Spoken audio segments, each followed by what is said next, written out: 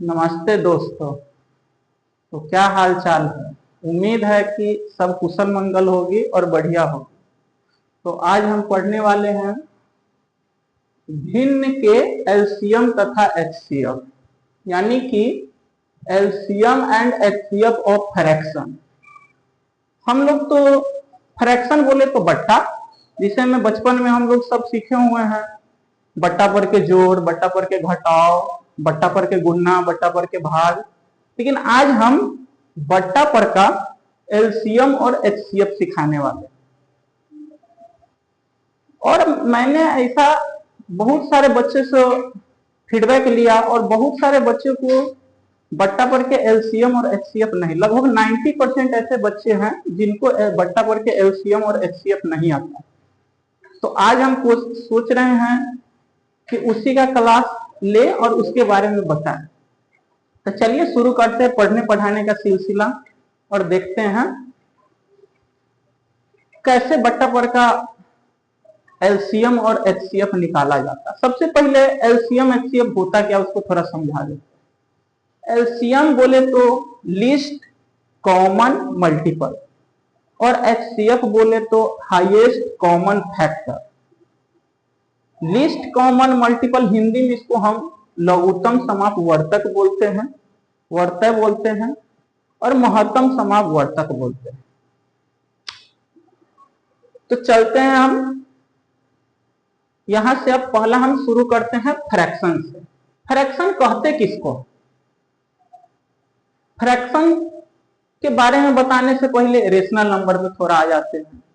Rational number जिसको हिंदी में परिमेय संख्या बोलते हैं, और फ्रैक्शन को हिंदी में हम भिन्न बोलते हैं।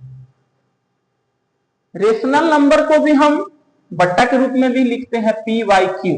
बोलने के लिए हम कहते हैं कि वैसी संख्या जो पी बाई क्यू के रूप में दर्शाया जाता है, जहां पे Q does not equal to zero, यानी कि क्यू जीरो के बराबर नहीं होता। लेकिन क्यों नहीं होता भाई? सोचने वाली बात है। क्यू जीरो के बराबर क्यों नहीं होता है? ऐसा क्या कारण है कि जो क्यू जीरो के बराबर नहीं होता? तो थोड़ा हम ये दोनों बात से हटके थोड़ा बात बता देते हैं कि जीरो बट्टा में क्यों नहीं आता है।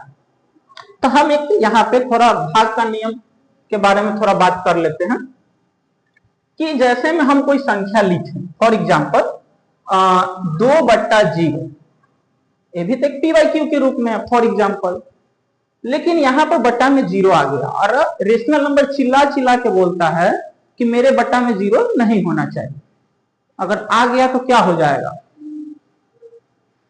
बात देख लेते हैं क्या हो जाएगा। हम जैसा कि पढ़े हुए हैं डिवीजन रूल में, यानी कि भाग के नियम में, कि जो ऊपर वाला संख्या होती है उसको हम अंश बोलते हैं, यानी कि डिनोमिनेटर बोलते हैं, और नीचे वाली संख्या को हर बोलते हैं, यानी कि ऊपर वाले संख्या को नोमिनेटर बोलते हैं और नीचे वाली संख्या को डिनोमिनेटर बोलते हैं, जिसको हम हर बोलते हैं। जैसे में जो नीचे वाली संख्या होती है, डिनोमिनेटर होती है, वो हमेशा भाग में डिवाइजर का काम करती है। किसका काम करती है? डिवाइजर का काम करती है। और जो ऊपर वाली संख्या होती है, जिसको हम अंश बोलते हैं, जिसको नोमिनेटर बोलते हैं, वो भाग में हमेशा डिविडेंड का काम करती है। यानी कि एक फॉर्मूला हम लोग पढ़े होंगे भाग्य का नियम, dividend is equal to divisor into quotient plus divisor, यानी कि भाज्य इज इक्वल टू भाजक इनटू भागफल प्लस शेषफल। ये फॉर्मूला हम बचपन से पढ़ते हैं। तो आज वहीं पर हम थोड़ा इसके मेथड का यूज करेंगे कि इसको हम, यानी कि बट्टा में जीरो क्यों नहीं रखते हैं, थोड़ा इसको हम देख लेते इस मुद्दे को। तो हम बीच में क्या डाल दिए, ऊपर वाले अंश को उठा के डाल दिए जो डिविडेंड का काम करेगा। अब हम जैसे कि एक फॉर्मूला पढ़े हुए थे, थोड़ा जगह नहीं है तो ऊपर में लिखने का हम कोशिश करते हैं कि डिविडेंड बराबर डिवाइजर, थोड़ा शॉर्टकट में ही लिख रहे हैं, डिवाइजर इनटू क्विटेंट प्लस रिमाइंडर। बचपन से ही हम पढ़ते हैं कि भाज्य इक्वल टू भाजक गुना भागफल प्लस शेषफल। अब इस फॉर्मूला का हम यूज इसमें करते हैं, देखते हैं कैसे होता है। अगर हम इस संख्या से 2 को काटना है, हमको 0 से 2 को काटना है। ऐसे में सब जानता है कि कटेगा नहीं, लेकिन कोशिश करते हैं कि देखते हैं कटता है कि नहीं। अगर हमको 2 को काटना है तो हम क्या करेंगे, यहां पर हम एक ऐसी संख्या लेंगे जो क्या करे, 2 से छोटा हो जाए या 2 के बराबर होकर उससे घट जाए। हम भाग में यही ना करते हैं कि हम पहले यहां पर ऐसी संख्या लेते हैं, यहां पर मतलब कि क्विटेंट में हम ऐसी क्विटेंट लेते हैं जो क्या हो जाए, डिवाइजर से गुना हो और डिविडेंड से अगर जो छोटा वैल्यू आ रहा है तो उससे घट जाएगा, उससे बड़ा वैल्यू या उसके बराबर वैल्यू आएगा तो 0 आ जाएगा घट के। तो हम यहां पर ऐसी क्या ले, आप लोग बताइएगा, हम यहां पर ऐसी क्या ले कि जो 2 क्या कर दे, 0 2 को काटने का काम करे। ठीक है, एक बच्चा बोला है 0। अगर हम 0 यहां पर ले रहे हैं तो 0 से 0 गुना होगा, और जो संख्या यानी कि यहां पर जो भी कुछ लेते हैं ना हम, यानी कि यहां पर बोले तो क्विटेंट में हम जो भी लेते हैं पहले डिवाइजर से गुना होता है और वही यहां पर आता है। तो अगर हम गुना करके यहां पर लिख रहे हैं तो फिर घट के तो फिर 0 आ जा रहा है, 2 आ जा रहा है, फिर 0 से घट के फिर हम ले तो ले क्या भाई, एक काम करते हैं, हम यहां पर ले लेते हैं 5 से 0 गुना होगा। अगर कोई भी संख्या 0 में गुना होता है तो क्या बन जाता है, कोई भी संख्या 0 में गुना होगा तो 0। तो हम यहां पर क्या सीखे कि ये तो सबसे पहला कि 0 से दुनिया का कोई संख्या कट ही नहीं सकता। क्यों नहीं कट सकता है, क्योंकि हम जो भी कुछ क्विटेंट में लेंगे वो डिवाइजर से गुना होगा, और गुना होते ही गुना होगा तो 0 क्या बना देगा, यानी कि वो 0 संख्या क्या बना देगा, फिर 0 है। क्योंकि हम सीखे हुए कि दुनिया का कितना बड़ा संख्या आप ले लीजिए और 0 से अगर आप गुना कराइएगा तो उसको क्या बना देता है, 0 बना देता है। तो यही कारण है कि बट्टा में हम कभी भी 0 को नहीं रखते। अगर बट्टा में 0 है तो उसका वैल्यू क्या आता है, अनंत आता है, जिसको हम क्या बोलते हैं, इनडिफाइंड बोलते हैं। ठीक है, अनडिफाइंड, सॉरी अनडिफाइंड, बात सुन, जिसको हम डिफाइन ही नहीं कर सकते। बात समझा गया, यही कारण है कि बट्टा में हम 0 नहीं रखते। लेकिन अब ऊपर अगर हम अंश को यानी कि नोमिनेटर को हम 0 मान ले और डिनोमिनेटर को कुछ और संख्या मान ले, तब तो क्या होगा, यानी कि ऊपर में 0 मान ले और नीचे में 2 मान ले, तो यहां पर क्या बन जाएगा, ये 0 आंसर होगा। अब 0 यहां पर बट्टा में 0 है तो इसका वैल्यू क्या आ रहा है, अनंत, अनडिफाइंड। और यहां पर बट्टा में, अगर बट्टा में कोई संख्या ऊपर में 0 तो यहां पर वैल्यू क्या आ रहा है, 0। ऐसा क्यों, फिर वो भी बताते हैं। इसको मिटा देते, ये बात तो समझ में आ गया होगा। अब कोशिश करते हैं इसको समझाने। हम क्या बताएं, जो डिनोमिनेटर में हो क्या क्या चीज में जाएगा, डिवाइजर के रूप में काम करेगा, और जो नोमिनेटर में हो क्या चीज में, डिविडेंड के रूप में काम करेगा। अगर जो हमको इस 0 को काटना है तो हम यहां पर कौन सा ऐसा वैल्यू रखें क्विटेंट में जो 0 कट जाए। तो हमको सीधी सी बात पता है भाई, यहां पर 0 रखेंगे और डिवाइजर से गुना होगा और गुना होके यहां पर फिर वैल्यू 0 बन जाएगा और कट के आंसर 0 आ जाएगा। कहे कि जो भी हम क्विटेंट लेते हैं वो मेरा भागफल कहलाता है, वो मेरा आंसर बनता है। बात समझ में आया, बहुत लॉजिकल बात है, अरे बहुत सा सिंपल सा बात है। जो बच्चा समझ जाता है उसको अच्छी तरह से भाग का ये जो नियम है अच्छा लगने लगता है। तो इसीलिए थोड़ा इस बात पर, क्या बहुत सारा बच्चा को ये नहीं समझ में आता, सर अगर बट्टा में 0 होगा तो क्या होगा, तो बट्टा में 0 होगा तो अनंत आएगा, अनडिफाइंड आएगा। क्यों आएगा, कि समझ में आ गया। अगर यानी कि अगर जो ऊपर में 0 रहेगा, न्यूमिनेटर 0 हो जाए तो क्या होगा, तो उसका वैल्यू 0 आएगा। क्यों आएगा, ये बात समझ में आ गया। तो हम थोड़ा इसको मिटा देते, क्या है कि देखने में यहाँ पर हमको पढ़ाना फ्रैक्शन और रेशनल नंबर, लेकिन इससे पढ़ाने से पहले इसे रिलेट करता है, इसीलिए हम इसको बता दिए। बात समझ में आ गई। तो अब हम यहां से शुरू करते हैं थोड़ा। अब देखिए, फ्रैक्शन को भी हम बट्टा में लिखते हैं और रेशनल नंबर को भी हम बट्टा में लिखते हैं, लेकिन दोनों में अंतर क्या है। फ्रैक्शन का, रेशनल नंबर का भी ऊपर वाले वैल्यू को अंश बोलते हैं यानी कि नोमिनेटर बोलते हैं, और नीचे वाले वैल्यू को डिनोमिनेटर। हम एन और डी इसलिए लिख रहे हैं कि आप समझ आए, एन का मतलब नोमिनेटर, डी का मतलब डिनोमिनेटर, यानी कि अंश और बट्टा में हर। ये बात तो समझ में आ रहा होगा आप लोग को। अब ध्यान से देखिए, कि ये भी बट्टा का रूप काम करता है, ये भी बट्टा का, लेकिन इन दोनों में अंतर क्या है? तो अंतर इसमें बस दो बात का, एक बात है नेचुरल नंबर और दूसरा बात है इंटीजर। अब ध्यान से देखिए, फ्रैक्शन जो होता है, फ्रैक्शन कभी भी निगेटिव में नहीं लिखा जाता। कभी भी आप फ्रैक्शन का जो भिन्न का वैल्यू होगा ना, भिन्न का वैल्यू आप बटा में तो लिखे देखेगा, लेकिन माइनस में कभी नहीं भटा देखे होगा लिखते हो। यानी कि फ्रैक्शन को कभी माइनस में नहीं लिखा हुआ रहता उसका बटा का वैल्यू, लेकिन रेशनल नंबर का वैल्यू माइनस में लिखा रहता, माइनस प्लस दोनों में लिखा था। इसका वैल्यू सिर्फ केवल फ्रैक्शन का वैल्यू प्लस में लिखा था। तो ऐसा क्या कारण है कि सिर्फ प्लस में लिखा रहा है, सिर्फ माइनस में लिखा रहा है, प्लस माइनस प्लस दोनों में लिखा रहा है? कुछ ना कुछ तो बात होगा। तो इसमें जो फ्रैक्शन में जो भी वैल्यू बट्टा के रूप में लिखाता है, वो वैल्यू नेचुरल नंबर ऑलवेज होता है। कौन सा नंबर होता है? Natural number. जो भी बट्टा का रूप लिखा रहा है वो नेचुरल नंबर हो रहा है। और इसमें जो वैल्यू बट्टा में लिखाता है रेशनल नंबर में, वो क्या रहता है? इंटीजर रहता है। ठीक है, नेचुरल नंबर का हम प्राकृतिक संख्या बोलते हैं। ठीक है, बात समझ में आ गया? और इंटीजर को हम पूर्णांक भी बोलते हैं। ठीक है, पूर्णांक।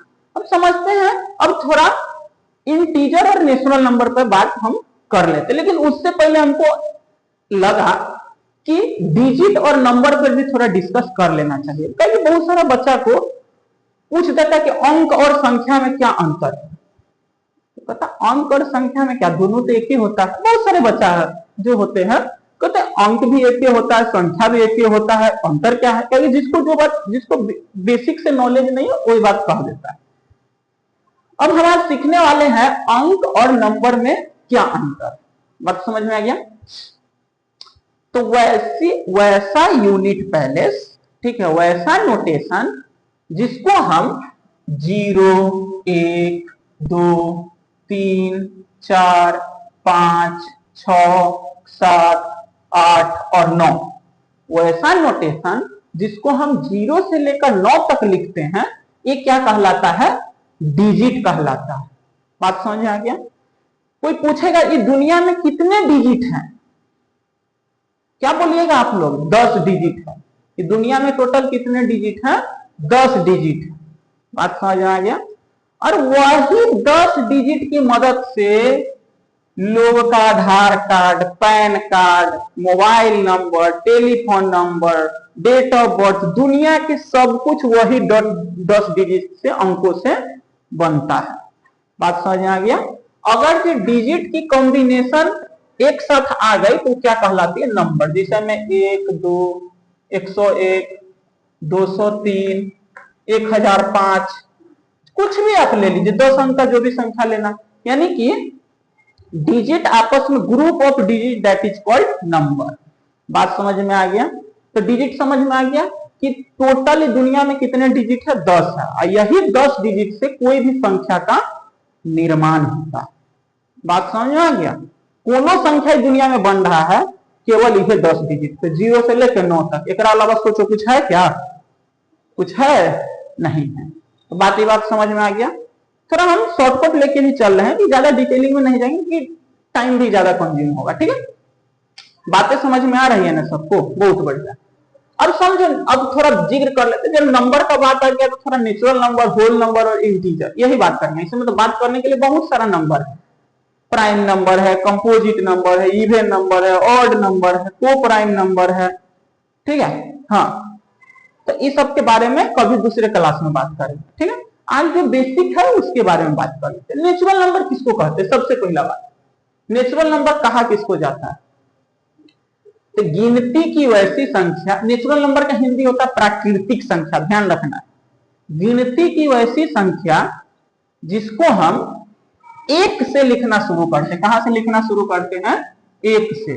1, 2, 3, 4, और इसका कोई अंत नहीं है कि हम कहां तक लिखेंगे। ये नहीं कि फिक्स है कि सर भी नेचुरल नंबर नहीं, यहां पर जाकर रुक जाता है। ऐसा कोई फिक्स नहीं है कि नेचुरल नंबर कहां पे जाकर रुकता है, अस्थायी उसका पता नहीं, लेकिन शुरुआती पता है, इनिशियल पता है कि 1 से शुरू होता है, लेकिन कहां तक जाता है हमको नहीं जानकारी है। ठीक है, समझ आ गया? तो नेचुरल नंबर पता चल गया। अब कोई पूछेगा होल नंबर किसको कहते हैं, तो गिनती की वैसी संख्या, ठीक है, ये भी गिनती की वैसी संख्या जो एक से पहले आकर लग जाए और जीरो से शुरू, यानी कि एक से पहले आके लगेगा तो क्या लगेगा, जीरो लगेगा, ठीक है। तो एक से पहले मतलब कि एक से शुरू हो रहा है तो क्या है, नेचुरल नंबर है। और नेचुरल नंबर से पहले क्या आ रहा है लगने, जीरो। तो नेचुरल नंबर से पहले अगर जीरो ऐड हो जाता है तो वो क्या बन जाता है, होल नंबर बन जाता है। यानी गिनती की वैसी संख्या जो जीरो से शुरू हो, जिसे में 0 1 2 3 4 डॉट डॉट डॉट। अब ये भी कहां जाएगा, भगवान भरोसे, नहीं पता अब कहां तक जाएगा, सीधा बात। तो आपको होल नंबर समझ में आ गया, ठीक है। होल नंबर को पूर्ण संख्या बोलते, क्या बोलते, पूर्ण संख्या, ठीक है। नेचुरल नंबर को प्राकृतिक संख्या, इंटीजर को पूर्णांक। हिंदी याद रखना, हिंदी जानना चाहिए भाई, लैंग्वेज दोनों चीज जानना चाहिए ना, ठीक है। बोर्ड में तो लिखा रहता है हिंदी में इंग्लिश में, आपको जहां पे सहूलियत होगा उसमें आप क्वेश्चन पढ़ लीजिए, समझ लीजिए, इसलिए हिंदी इंग्लिश दोनों पकड़ के बना के चलना चाहिए मैथ में, ठीक है।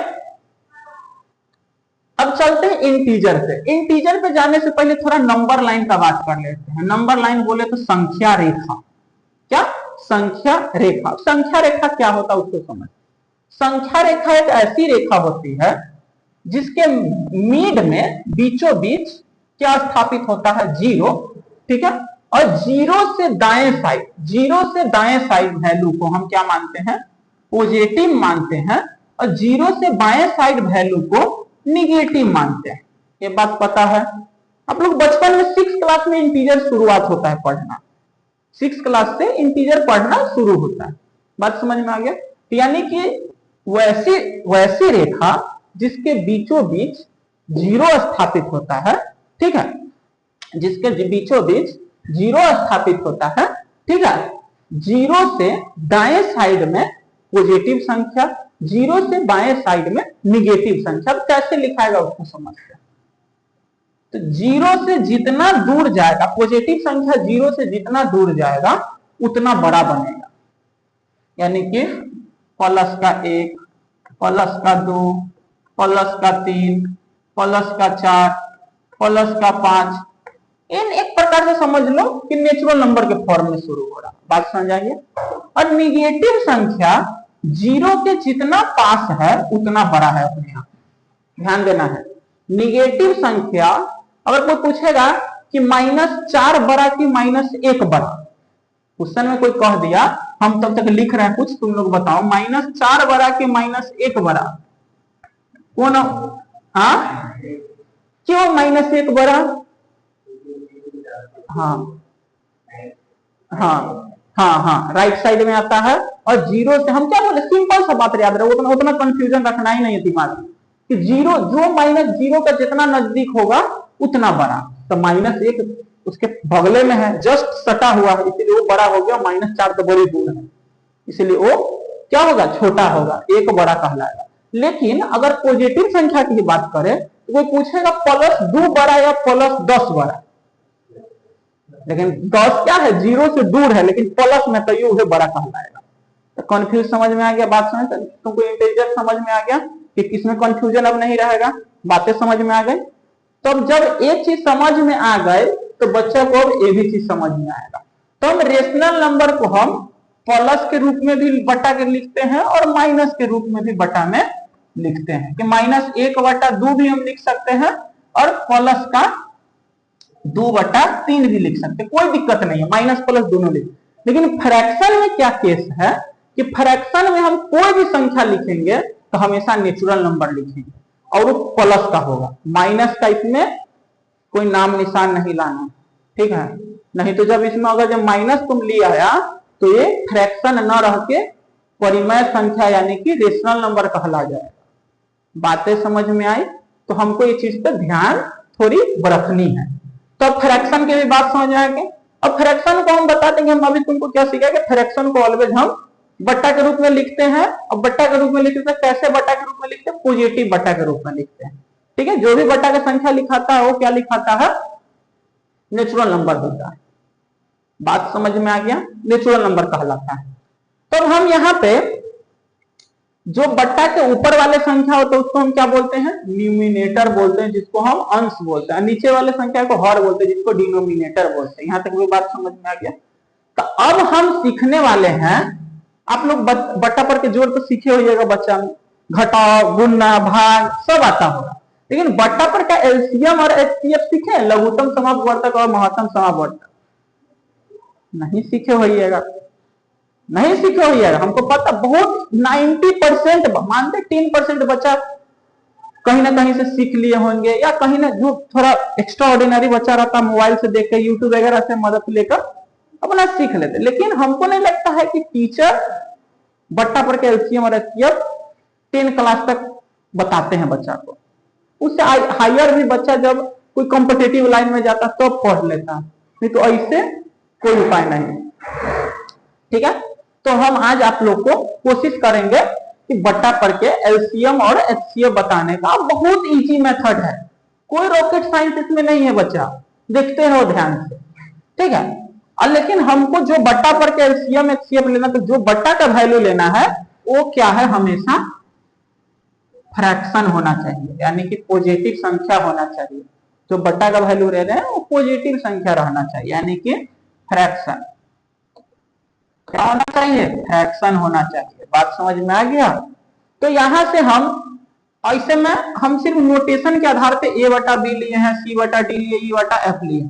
आगे हम इससे रिलेटेड क्वेश्चन भी कराएंगे, लेकिन अभी समझाने के लिए लिया। मान के चलिए, मान लेते हैं कि कोई संख्या है ए बटा बी, सी बटा डी और ई बटा एफ। फॉर एग्जाम्पल मान लेते हैं कोई संख्या है ए बटा बी, सी बटा डी और ई बटा एफ। हमको कोई कह दे कि इस बट्टा के फॉर्म, तीन वो बट्टा का फॉर्म है, यानी तीन वो फ्रैक्शन वैल्यू है, इसका एलसीएम बताइए। तो अगर हमको इसका एलसीएम बताने के लिए कहेगा तो एलसीएम हम कैसे निकालेंगे। सबसे पहले एलसीएम का फुल फॉर्म, एल से लीस्ट, सी से कॉमन, एम से मल्टीपल। ठीक है, ठीक है। अब कहेगा सर मल्टीपल क्या होता है, यहाँ पर एचसीएफ लिखा हुआ तो इसमें फैक्टर लिखा हुआ, ये क्या होता है। तो इसके लिए हम कोशिश करेंगे कि डिटेल क्लास मल्टीपल और फैक्टर पे बना के डालें। ठीक है, कहे कि बच्चा को ना आज तक मल्टीपल और फैक्टर भी बहुत सारा बच्चा को नहीं समझ में आता कि मल्टीपल क्या होता है, फैक्टर क्या होता है। तो हम इस पर कोशिश करेंगे, एक बढ़िया सा क्लास इस पे छोटा सा कोशिश करेंगे बनाने का। ठीक है, लेकिन अभी जिसे समझा रहे हैं थोड़ा समझ जाइए। ठीक है, कि थोड़ा कोशिश कीजिए समझने का, हम आगे ये दोनों का वीडियो हम बना देंगे। अब समझिए कि एलसीएम अगर जो हमको कोई फ्रैक्शन का निकालना है, कोई तीन वैल्यू फ्रैक्शन का दिया हुआ है, तो हम कैसे निकालेंगे। जो ऊपर वाले यानी कि एलसीएम जब कहेगा, एलसीएम जब क्वेश्चन में पूछेगा तो हम क्या करेंगे, अंश का एलसीएम निकालेंगे। अंश का एलसीएम बोले तो ए सी ई, यानी कि एलसीएम ऑफ ए सी ई। और जो हर का वैल्यू यानी कि डिनोमिनेटर का वैल्यू है उसका हम क्या निकाल लेंगे, एचसीएफ निकाल लेंगे, बी डी एफ। बात समझे, हमको जब एलसीएम क्वेश्चन में पूछेगा तब। अगर एचसीएफ क्वेश्चन में हमको कोई पूछ रहा है, अगर एचसीएफ पूछ रहा है तो इसके अपोजिट काम करेगा। बात अपोजिट काम कैसे करेगा, तो हम यहाँ पे नोमिनेटर का एलसीएम निकाल रहे हैं तो किसमें, एलसीएम में। लेकिन एचसीएफ में हम यहाँ पर क्या करेंगे, नोमिनेटर का एचसीएफ निकालेंगे और डिनोमिनेटर का क्या निकालेंगे, एलसीएम निकालेंगे। बात समझ में आ गया। यानी कि एलसीएम पूछेगा तो ऊपर वाला संख्या का एलसीएम निकाल देंगे, नीचा वाला संख्या का एचसीएफ निकाल देंगे, चाहे वो संख्या दिया रहेगा। अगर एचसीएफ पूछेगा तो ऊपर वाला संख्या का एचसीएफ निकाल देंगे, नीचे वाला संख्या का एलसीएम नहीं। सिंपल सा फंडा और कुछ नहीं। इस पर एक क्वेश्चन करा देते हैं। फॉर एग्जाम्पल हमको एक संख्या दिया हुआ है 1/3, 1/6, 10/9, 5/10। हमको इसमें कह रहा है कि आप एलसीएम भी निकालिए और एचसीएफ भी निकालिए। ठीक है, तो कैसे निकालेंगे, हम पहले एलसीएम निकालते हैं। हम एलसीएम का क्या वैल्यू सिखाए हैं कि ऊपर वाला संख्या का एलसीएम निकालना है, यानी कि ऊपर वाला संख्या का क्या निकालेंगे, हम एलसीएम निकालेंगे। तो एलसीएम ऑफ किसका, 1, 1, 10, 5 इसका एलसीएम। और एचसीएफ किसका निकालेंगे, 3, 6, 9 और 18, इसका हम HCF निकालें। अगर हम ध्यान से देखें तो 1, 1, 10, 5 का एलसीएम क्या आएगा? 1, 1, 10, 5 का एलसीएम क्या आएगा? मान लेते कोई बच्चा को नहीं निकालने आ रहा, फॉर एग्जाम्पल नहीं निकालने आ रहा एलसीएम, तो हमको ऐसे बहुत सारा विधि हम पढ़ाए हैं आप लोग को, लेकिन एक विधि हम क्या करते हैं, इसको प्राइम फैक्टराइजेशन विधि से हम इसको निकालते हैं। प्राइम फैक्टराइजेशन से कैसे निकालेंगे? तो एक का फैक्टर, एक का अगर टुकड़ा करें तो एक होगा, फिर एक का टुकड़ा करें तो एक होगा, 10 का टुकड़ा करें तो क्या होगा? 2 पंचे 10, यानी कि 2 × 5। 5 का टुकड़ा करें तो क्या होगा? 1 × 5। ध्यान से देखो, 1 × 5। एलसीएम हमको क्या कहता है कि जो वैल्यू कॉमन है उसको आप क्या कर लीजिए? निकाल लीजिए। तो कॉमन वैल्यू को क्या कर लिए? निकाल लीजिए। और जो वैल्यू अब बच गया है उसको क्या कर दीजिए? कॉमन वैल्यू निकाले हुआ उसमें गुणा कर दीजिए। बात समझ में आ गया? HCF में भी हम क्या कर सकते हैं? प्राइम फैक्टराइजेशन मेथड से हम HCF निकाल सकते हैं, लेकिन HCF में हम ध्यान रहे, HCF अगर हम निकाल रहे हैं तो HCF में हम केवल कॉमन वैल्यू को ही हम लिखते हैं, बाकी का जो वैल्यू कॉमन नहीं है उसको हम नहीं लेते हैं। ये बात आप लोग को ध्यान देनी है, ठीक है? लेकिन हम HCF निकालेंगे तो हम इस मेथड से नहीं निकालेंगे, क्योंकि हर चीज में यूनिक होना चाहिए। आजकल का युवा यूनिक खोजता है, तो यूनिक देंगे हम। अब HCF में एक ऐसा यूनिक लिख देंगे जो बहुत अपने आप में अलग होगा। देख लीजिए, तो मेरा ये एलसीएम निकल के आया यहाँ पे 10, 5 × 10 फॉर एग्जाम्पल। इसको हम थोड़ा मिटा के नहीं लिख लेते हैं 10, ठीक है? अब एलसीएम देखते हैं, यानी कि HCF देखते हैं। HCF निकालना हमको कितना? 3, 6, 9 और 18। एक ट्रिक है इसके लिए HCF निकालने के लिए। ट्रिक ये है कि अगर जो भी कितना भी आपके पास संख्या दिया हो उसका HCF निकालने के लिए कर, तो जितना भी संख्या है हमको वैसी दो संख्या ढूंढनी है सब में जिसके बीच का डिफरेंस सबसे कम हो। यानी कि 6, 3 है तो हमको ये देखना कि क्या 6, 3 का डिफरेंस कितना आ रहा है? 3 आ रहा है। फिर देख लेंगे हम 6, 9 का डिफरेंस कितना आ रहा है? 3 आ रहा है। फिर देखेंगे हम यहाँ से 9, 18 का डिफरेंस कितना आ रहा है? 9 आ रहा है। 9, 3 का डिफरेंस कितना आ रहा है? 15 आ रहा है। 6, 9 का डिफरेंस कितना? 3। हमको यहाँ से दिख रहा है सबसे छोटा डिफरेंस कितना आ रहा है? 3 आ रहा है। तो हम यहाँ पर 3 निकालेंगे, लेकिन अभी बात नहीं रुकती है, अभी और भी बात है आगे। ये HCF नहीं बनेगा। जो डिफरेंस वैल्यू आया है, क्या वो डिफरेंस वैल्यू जो भी संख्या उसको काट रही है पूरी तरह से? अगर जो डिफरेंस वैल्यू इस पूरी संख्या को अगर काट देगी तो यही HCF कहलाएगा। अगर नहीं काट रही है तो HCF नहीं होगा। कहेगा कि सर हम बहुत सारे केस में तो डिफरेंस लेते हैं लेकिन नहीं कटता। तब अगर जो डिफरेंस लिए उससे अगर नहीं कट रहा है तब उसका क्या निकालिए? फैक्टर निकालिए उस संख्या का। अब फैक्टर निकाल के तब देखिए उससे क्या कट रहा है कि नहीं कट रहा है वैल्यू। अगर फैक्टर से वैल्यू कट जाएगा, फैक्टर से कट जाएगा तो वही HCF कहलाएगा। लेकिन यहां पर तो हम एक बार में डिफरेंस लिए, इसी से सारा कट रहा है, क्योंकि 3 से 3 एक बार में, 6 2 बार में, 9 3 बार में, और यानी कि 6 18 बार में, यानी कि 3 से 6 बार में 18 कट जाता है। इसका मतलब HCF क्या आ गया? इसका 3 आ गया। बहुत सिंपल सा HCF निकालने का तरीका है, ज्यादा इसमें कोई तामझाम नहीं करना, आराम से सिंपली स्मूथली निकल जाता है। लेकिन इसको सीखना पड़ेगा। जिसको आ रहा है वही बढ़िया से लगा सकता है और तुरंत HCF निकाल सकता है, इसलिए सीखने का कोशिश कीजिएगा। तो ये तो मेरा क्या निकल के आ गया? एलसीएम। एलसीएम का वैल्यू कितना निकल के आ गया मेरे पास? 10/3। ये मेरा इस क्वेश्चन का एलसीएम का मान है 10/3। अगर हमसे कोई पूछ दिया HCF क्या होगा, HCF क्या होगा, तो HCF कैसे निकालेंगे? HCF ऑफ 3, 6, 9, HCF ऑफ हमको तो नोमिनेटर का ना वैल्यू HCF में देना, तो HCF ऑफ 1, 1, 10, 5 बटा में एलसीएम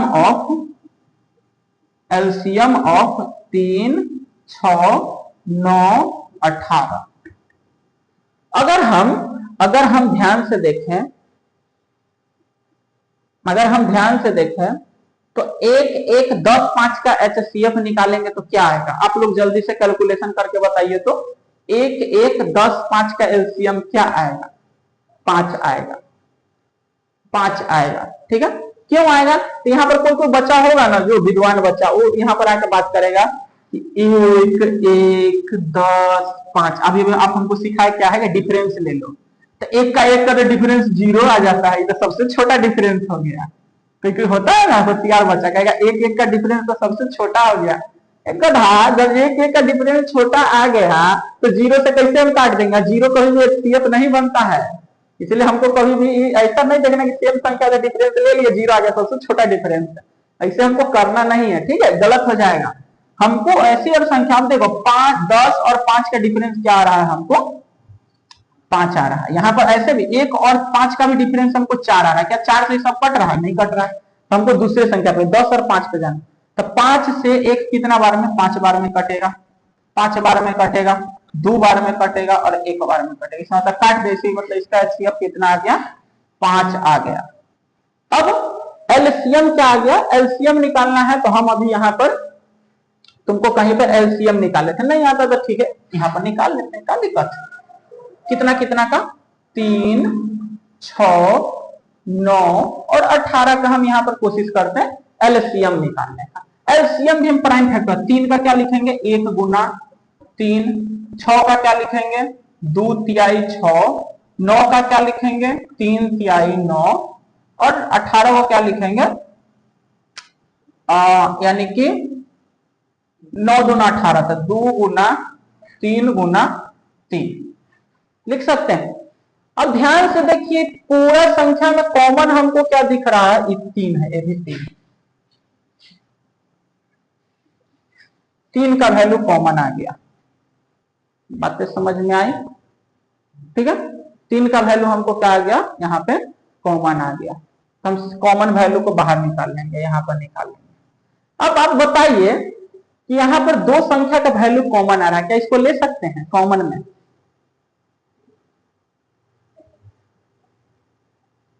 बताओ, कंफ्यूज मत हो, एक बार इसको सॉल्व करो, निकालो कॉपी में, क्या ले सकते हैं, ध्यान से बताइए, जल्दी देखो, देखो तो थोड़ी देर के वक्त है, जल्दी जल्दी।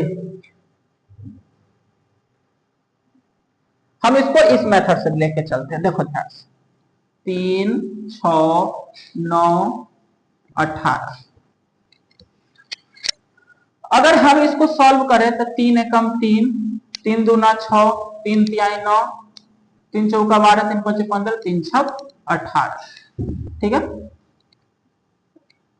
1 1 3 3, फिर 3 से 3 1 1। हम इसलिए अभी निकाले हैं ना कि कुछ दिखाना है तुमको, क्योंकि बहुत सारे बच्चे यहाँ पर कंफ्यूज हो जाएंगे कि जब प्राइम फैक्टर निकालते हैं ना वो, तो क्या करते हैं, ध्यान से सुनो ना।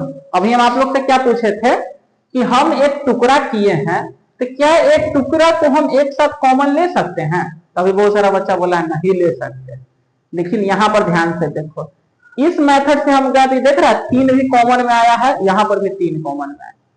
अगर पैसा रहता तो हमको 2 और 3 न लेना पड़ता, लेकिन यहाँ पर तो ये 3 कॉमन गया है, तब तो एक ही 3 हमको आया है यहाँ पर कॉमन के रूप में, सब तो एक नीचा में बन गया हुआ। इसीलिए 2 से अधिक संख्या हमको प्राइम फैक्टर में दिखे तो कॉमन रूप में जाता है, ये बात को हमको लिखना, ठीक है। तो हम इसीलिए 3 लिख लेंगे, बचा हुआ कौन कौन संख्या, फिर ये 2 है, ये भी 2 कॉमन के रूप में जाएगा। फिर 2 दिख गया ना दोनों में, एक 6 में एक 18 में, तो यहाँ से इसका एलसीएम क्या है, 3 तिहाई 9, 9 दूना 18। तो यहां से मेरा HCF का मान क्या आया, 5/18, LCM का मान क्या आया 10/3, ये आंसर है। अब सभी भाइयों के लिए है कि 10 नंबर क्वेश्चन सभी बच्चों के लिए कमेंट बॉक्स में इसका आंसर लिख के बताना है। 1/2, 2/3, 3/4, 4/5 का HCF और LCM दोनों निकालना है, कमेंट में इसका आंसर देना। Thank you.